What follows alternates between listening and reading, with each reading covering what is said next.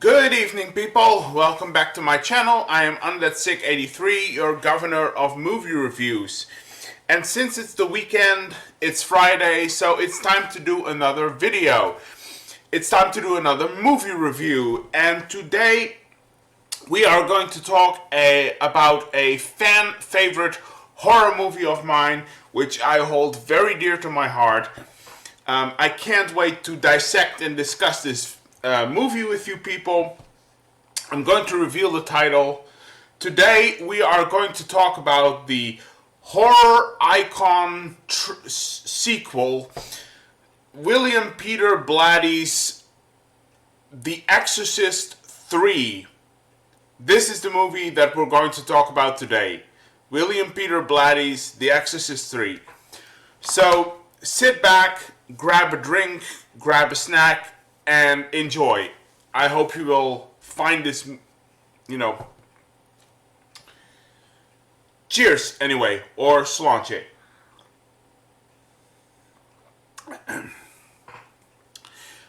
So again, sit back and enjoy, and I hope you will find this, movie review informative, so to speak. Alright, so, The Exorcist 3, William Peter Blatty's masterpiece, in my opinion. I love this film. This film is fantastic. So, alright, before I dive into the actual film, let's start with a little bit about the story. What is The Exorcist 3 about? The Exorcist 3 takes place about 15 years after the original. The film is about, the cop. The film is about Inspector Bill Kinderman, and the movie starts when he starts investigating a string of serial murders. There are a string of murders, being committed throughout the city, throughout Georgetown, and Bill Kinderman is assigned to the case. And what he finds out is that the MO of the serial killer, how he kills his victims, it is basically the same method that was used by another serial killer, an earlier serial killer, who was called the Gemini Killer. However, it cannot be the Gemini Killer who commits these murders. The Gemini Killer does not commit these new murders, because the Gemini Killer has been sentenced to the electric chair about 15 years ago. See what's going on there? So he gets into this whole investigation of how do these murders happen? Is there a copycat? Or is there something even more nefarious at work and more sinister and insidious? His whole research and quest leads him to a hospital in the city where he finds some very, very dark and disturbing secrets that are waiting for him. Throughout the movie, he is aided by Father Dyer, who is his best friend, of course. After the first film, they developed a friendship.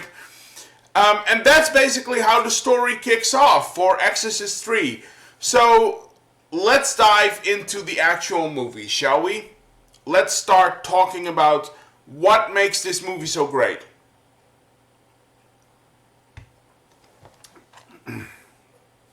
Alright. So, what does make The Exorcist 3 such a fantastic film? Alright. I would like to start with giving you a little bit of a backstory on this film, okay? I would like to start with a little bit of backstory here. Because, as we all know, The Exorcist 1, when The Exorcist 1 came out, it became a phenomenon, right? It was huge. A lot of people, it really defined the summer blockbuster it really defined what the summer blockbuster could be. A lot of people say it was Jaws or Star Wars, but really it was The Exorcist. The Exorcist, that is the starting point for, the big, successful summer blockbuster. Because this movie was everywhere. Everyone was talking about it. Everyone was shocked by it. Everybody loved the film. It made huge amounts of money. It was a massive success. It was huge at the time. The Exorcist 1 was like the #1 film of the year. So after all that success, the studios basically demanded, or the studios wanted a sequel, right?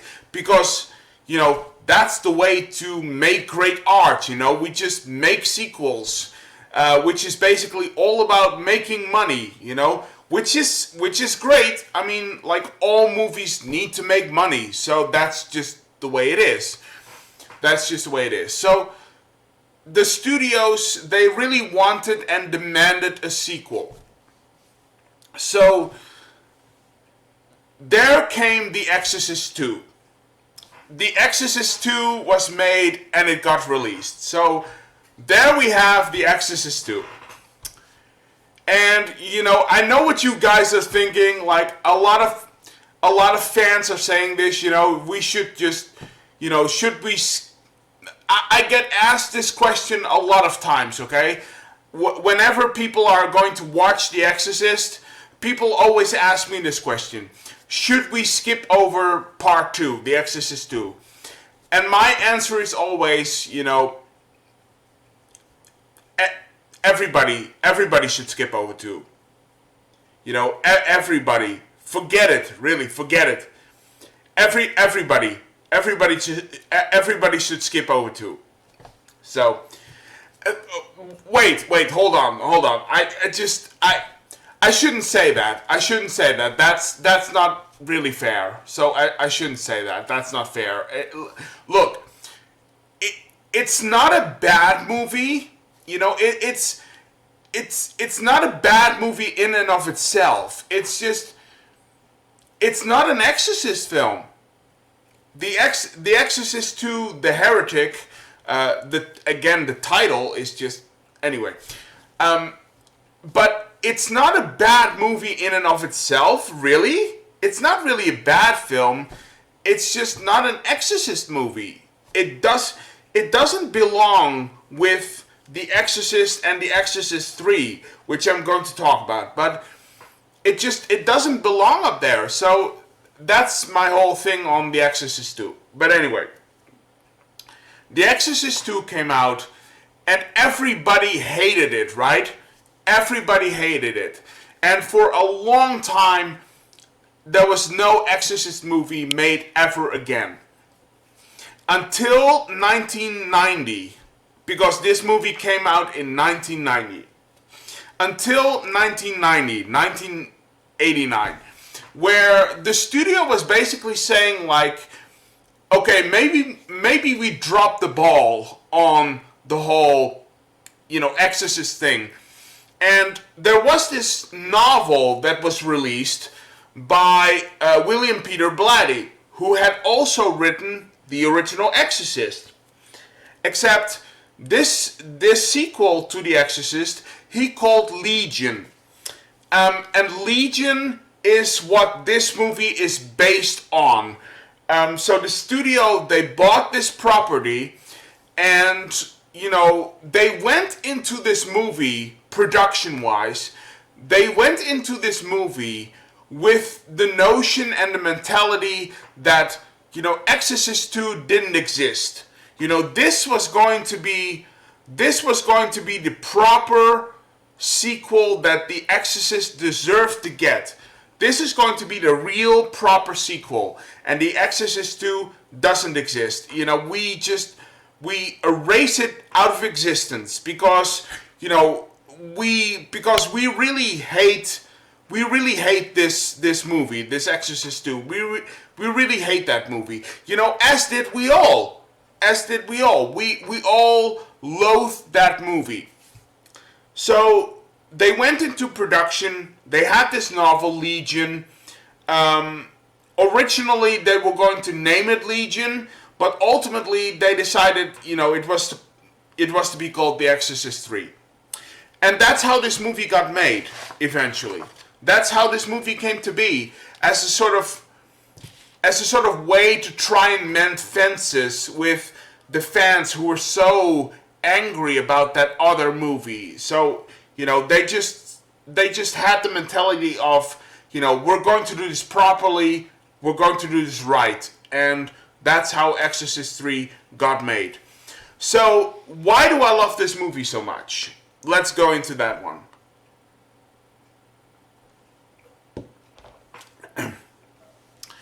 Why do I love this movie so much? There are a couple of reasons, which I'll go over.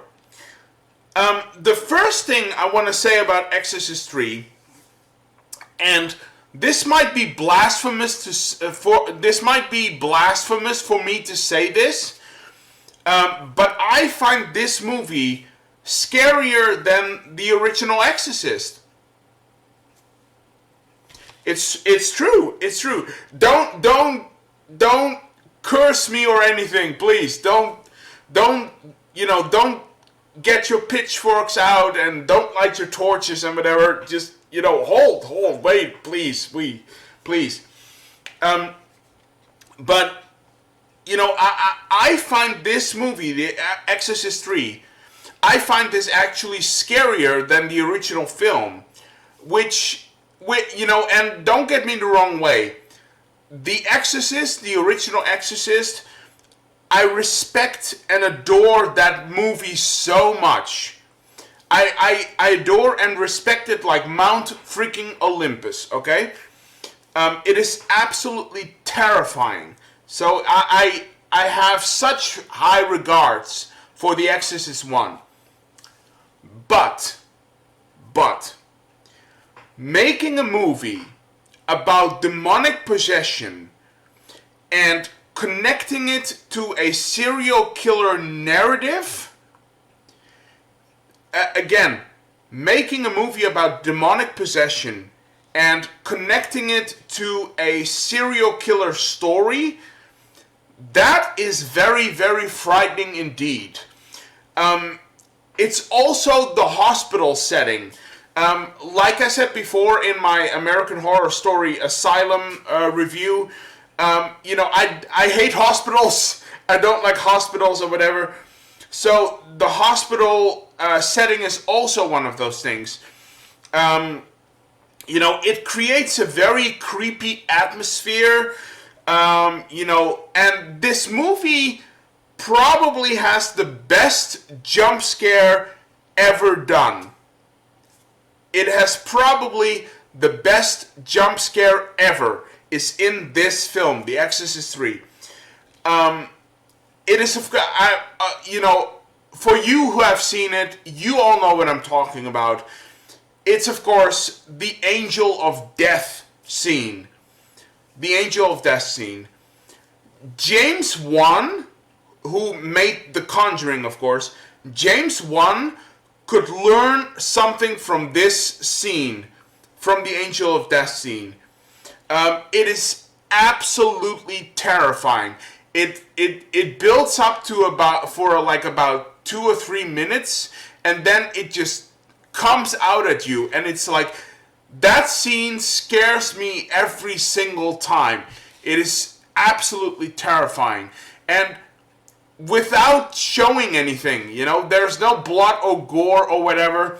Without showing anything, it's an absolutely terrifying scene that gives me goosebumps every time. So, there is also a scene in which Kinderman interrogates one of the patients in the hospital, and it's an incredibly tense and quite creepy scene, because when you look at the patient that that he's interrogating, there is this whole kind of undercurrent of like, is he really talking to the patient, or is he talking to something we have seen before in previous movies? There is a very thin line there, and it balances on that line, and it's such an intense scene because you don't know what is real. You don't know what is real in that scene. You have no idea. And it works perfectly. It works fantastic. The tension, you could cut the tension with a knife in this film. And it's remarkable. It is phenomenal. It is so good. It is so good. So there is that. So the first thing is the scare factor. The scare factor is through the roof. The second thing I want to talk about is the acting. Because the acting in this film is superb. It is the acting is top notch in this movie. Especially Brad Dourif, who might just give his best performance in his entire career. Brad Dourif might just give the best performance in this film ever. In my opinion, this is his best role. Brad Dourif's. This is Brad Dourif's best role. And I think it sucks that he wasn't given an Academy Award for this. He didn't get any nomination or Academy Award for this, which sucks because he is absolutely phenomenal. And a really funny thing is that originally Brad Dourif wasn't even in this film. Brad Dourif wasn't even in this film. Originally, his scenes were going to be portrayed by Jason Miller, which I'll get back to eventually, but you all know who I'm talking about.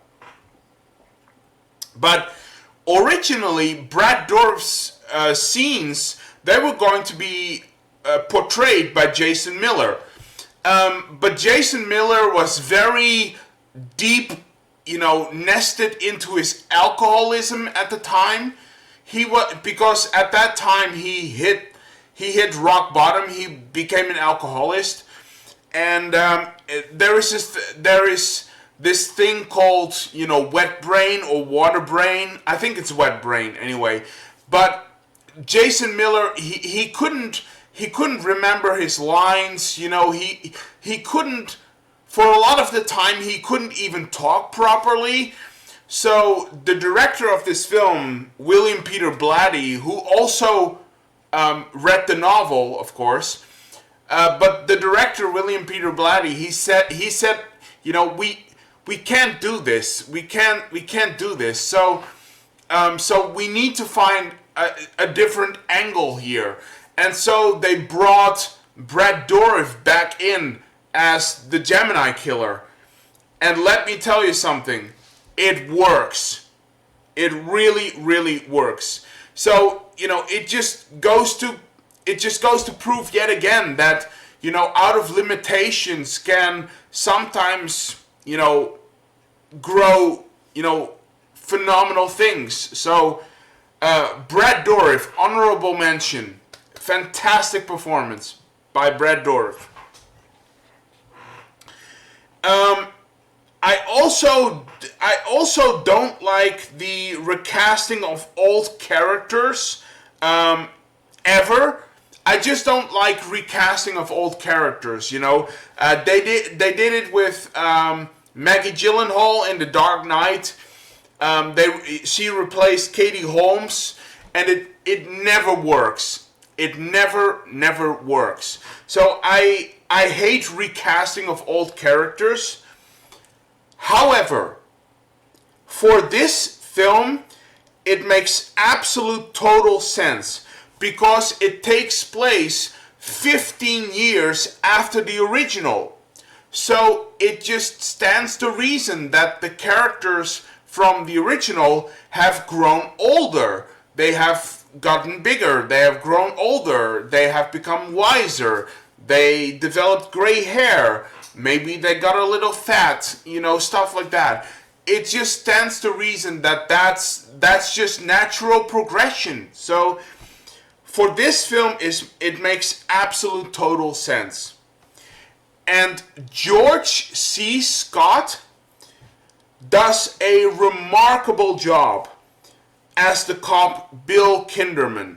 He portrays Bill Kinderman. He does a remarkable job of portraying Bill Kinderman, who has grown a bit bitter and resentful, and mainly because he's growing old. But he's also really struggling with the loss of his old friend, Father Karras, from the original, Father Damien Karras. He still struggles with that grief even after 15 years. And George C. Scott does a phenomenal job of portraying that character.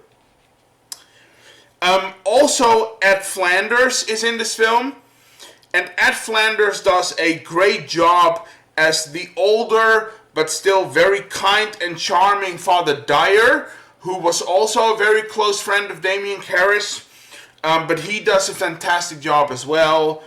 He is just so charming and kind, and he has a sense of humor about him, which is great. And then, of course, there is a certain Jason Miller. We have Jason Miller come back in this film as Father Damien Karras. I won't say in what capacity or in what twist or whatever. For those of you who haven't seen the film, I'll keep that a secret. But Jason Miller is back in this movie as Damien Karras, and you know what? Actually, he does a pretty good job. Actually, he does a pretty good job in this film, I should say. So, yeah, there it is. All right, what's next? All right. Another thing that I really, really love about this movie is that this film fixes a lot of the mistakes and a lot of the issues that were made in The Exorcist 2. It tries anyway, and for most of the time it succeeds. But this film actually feels like a proper sequel to the original film. It feels like that this is the sequel that we were supposed to get. In terms of story, mythology, character development, the characters themselves. And that is really to be praised. I really want to praise that because, again, part 2, the Heretic, part 2, drove away and hurt so many of the fans. It drove away and hurt a lot of the fandom back then, which, we can all agree on because, again, we all felt the same way, that Exorcist 2 was abysmal. So, it was very hard to embrace this film, which I'll get back to in a minute. But this movie does a lot of fixing for The Exorcist 2. In terms of story, mythology, characters, world building as well. And everything works and it all falls into place. So that's my final positive on this movie.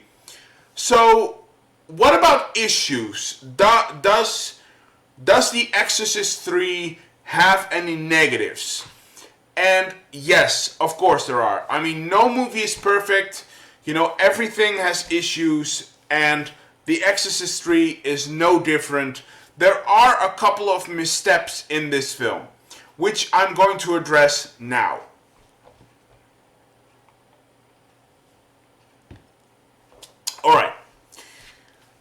are a couple of missteps. And the first one is that there is a weird dream sequence somewhere in this film.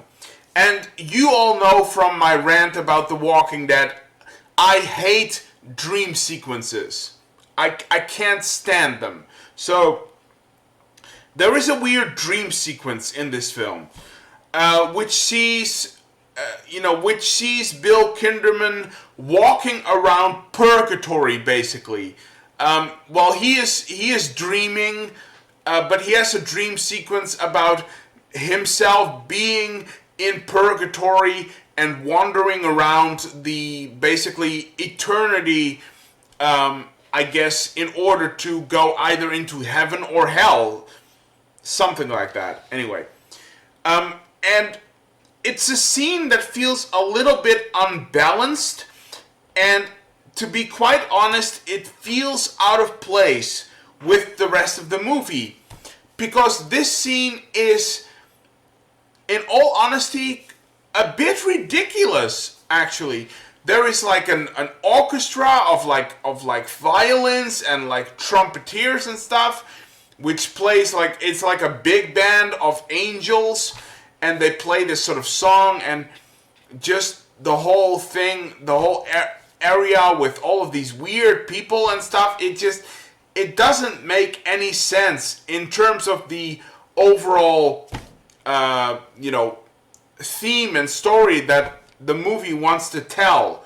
So that whole thing, the dream sequence, that's a really big problem for me, because that always pulls me out of the movie. But there is another negative. There is another issue I have with this film. There is another negative. And in all honesty, this next negative, it's not the movie's fault. It's not the fault of the movie, okay? So, okay, here we go. Because here's the thing. Because Exorcist II, the Heretic, was such a dumpster fire and a train wreck and just a horrible abomination of an Exorcist film. Again, not a bad film in and of itself, but a abomination of an Exorcist film.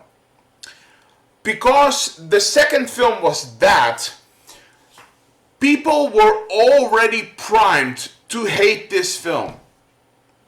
People were already programmed and had their whole mindset build around the whole thing of like, we are going to hate this film, because The Exorcist II was such a massive disappointment for everyone that the bar was so low. There was just no way for them to reach the benchmark of the original Exorcist again. And I think The Exorcist 3 really suffered from that. I think the movie really suffered from that trauma, because this movie did not do well at the box office. This movie, I think the movie barely made its money back, I think it was. But this movie did not perform well at the box office. And I think a large reason for that is that, the fans were just still very angry and disappointed with The Exorcist 2. So they went into this movie with a very nihilistic mindset. Like I said, they already had the mentality of like, oh, this movie is gonna suck. This movie's gonna be blah. And I really think that affected the box office. Also, the critics weren't all that positive back then. But again, I think the critics just had a very sour taste in their mouth again still. So I feel like this movie is kind of a victim of its own downfall. And in all honesty, it's not the movie's fault, because I think that this is the movie that we have been waiting for after the original Exorcist. This was the movie that we had been waiting for. Had they made this as The Exorcist 2, nobody would have complained. No one would have complained if this was the original sequel to The Exorcist. However, with that kind of low water mark of The Exorcist 2, it was just, I think it was just impossible to reach the expectations of the critics and the fans again. I think the franchise was just too far gone at this point. I feel like the franchise was just it had taken the deep plunge. You know, it went into a black hole, and I don't think it ever crawled its way out. I mean, not completely, which is a real shame, because the franchise could have been so much better. So yeah, that's my second negative. You know, this movie did not do well in terms of fans, critics, money, and I think the franchise was just a victim of its own success, and I don't think it has been able to recover ever. But maybe there is hope, which I'll get back to. So that's it. That's my review for The Exorcist 3. In closing.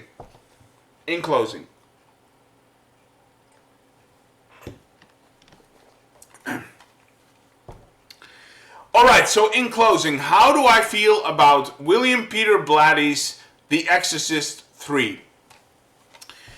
I think that The Exorcist 3 is a phenomenal film. I really, really love this movie. I think it's fantastic. I think it makes you forget The Exorcist 3, The Exorcist 2. You know, if you watch these back to back, you know, The Exorcist and The Exorcist 3, The Exorcist 2 does not exist. It does not exist.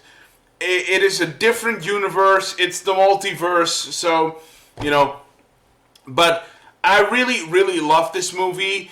And to be quite honest, I don't think it gets enough credit. This movie should get a lot more credit than it's actually getting. And I think that's a real bummer, because I think there are some really great things in this film. It's scary, unnerving, disturbing, and sometimes absolutely frightening, like the original one is. And it's also very emotional in certain areas. So I think it works on every level, with the exception of a few little things that I mentioned. But yeah, I really love this film. I think it's fantastic. So there are two sequels to this film, which are actually prequels. It's Exorcist the Beginning and Exorcist Dominion, I think it is. Skip over those movies. You know, skip over them. They're horrible. They're so bad. Train wrecks. Don't watch them. However, there is hope. There is hope. Because as of right now, they are developing a new Exorcist film. And guess who is going to return? Guess who's going to return? Ellen Burstyn is coming back as Chris McNeil in the new Exorcist film. So basically the whole premise of the new Exorcist is this. They're basically going to do the same thing like they did with Halloween. You know, they made Halloween 2018, and Halloween 2018 is the direct sequel to the original Halloween. So all of the other sequels don't matter. They don't matter. This is the original sequel to the original Halloween. And they are going to do the same with The Exorcist. The new upcoming Exorcist film is a direct sequel to the original Exorcist. In a way that kind of bums me out because, again, I really love this film. This film is fantastic. But I get it. I understand it. You know, there was just a very toxic environment around this franchise, and the fans and the critics just had a very sour taste in their mouths. So maybe it was time to, course correct, do something else. And apparently they are going to, they're going the, Halloween route. So the new Exorcist film is going to be a direct sequel to the original Exorcist. So we'll have to wait and see. Maybe it's fantastic. We'll have to wait and see. So, but anyway, those were my final thoughts. My rating for The Exorcist 3. Let me think.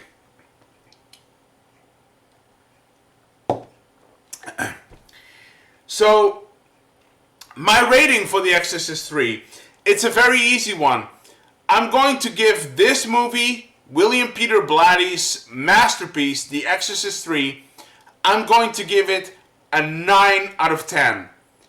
I absolutely love this film. I think it's a masterpiece, and it deserves much more credit than it's getting, and much more praise than it's getting. So, 9 out of 10. There you go. That's my rating for William Peter Blatty's The Exorcist 3. If you haven't seen this movie yet, watch it. Really, watch it. This is a really great horror film. If you are a collector and you have the original Exorcist, add this to the collection, because the two of them together work very, very well. So go out and buy it, or go out and watch it. The Exorcist 3, 9 out of 10. Fantastic film. But let me know in the comment section down below, what do you think? Have you seen The Exorcist 3? Have you not seen it? If you did see it, did you love it as much as me? Or did you hate it as much as The Exorcist 2, maybe? If you hated it, tell me why. We can discuss and debate.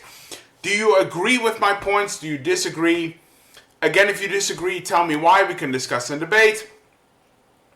Do you have any movies or TV shows you want to recommend to me for me to watch and review? Let me know in the comment section down below. I want to know your thoughts, opinions, theories, ideas, as always. Anyway, thank you for watching. I'll be back with another video as soon as possible, of course. Stay safe and healthy as always. Have a good weekend, and I see you guys. Bye.